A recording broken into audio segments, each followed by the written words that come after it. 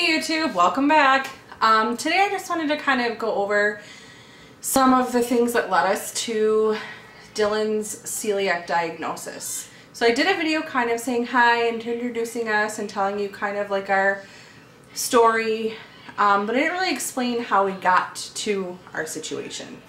So Dylan is our middle child and he has chronically been sick like his whole life.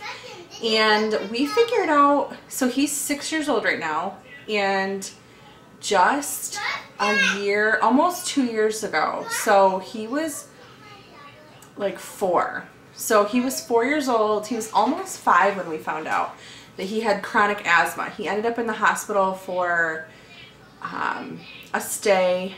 He was in the ICU, and then he moved to the Children's Hospital and he did some time there. But we found out that he has chronic asthma. And so a lot of his time when he was like younger, he was on steroids, he was on different medications, and so that led to like an array of different symptoms, or so we thought. Or it could have been due to that. So we kind of have been dealing with one thing or another with him. Well, we moved to Michigan where we live now. That's where we live. And they have a tremendous amount of resources available for pediatric health. We are currently at Helen DeVos Children's Hospital, and Dylan's asthma is now under control. He's on a 6-month plan to where he only has to go every 6 months, which is like amazing. So that really has come a long way only in 2 short years.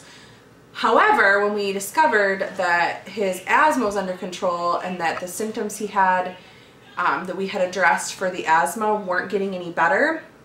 So like we had his adenoids and tonsils taken out in March due to him not being able to get enough sleep to heal his lungs. So we did that, and then there was still problems, and like all these other problems that still stayed kind of were getting to him too, because he would say, "Mom," so what I'm talking about is like his joints would hurt, like his elbows, his knees, and I would say, "Dylan, it is no big deal, you're growing."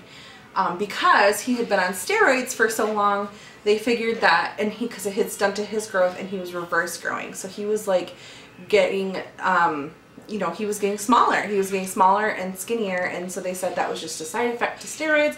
He would be fine. Once you got far enough away, he'd start to grow again, flourish. Okay. So he would say, "My joints hurt," and I'd say, "It's okay, Dylan," and he would say, "I feel weird."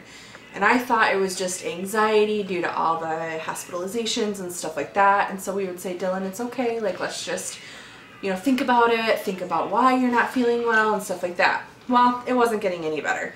His stomach would hurt. His head would hurt. His joints would hurt. He kept saying he felt like he was falling. He felt funny. And so I brought all this to the doctor again, and we reevaluated.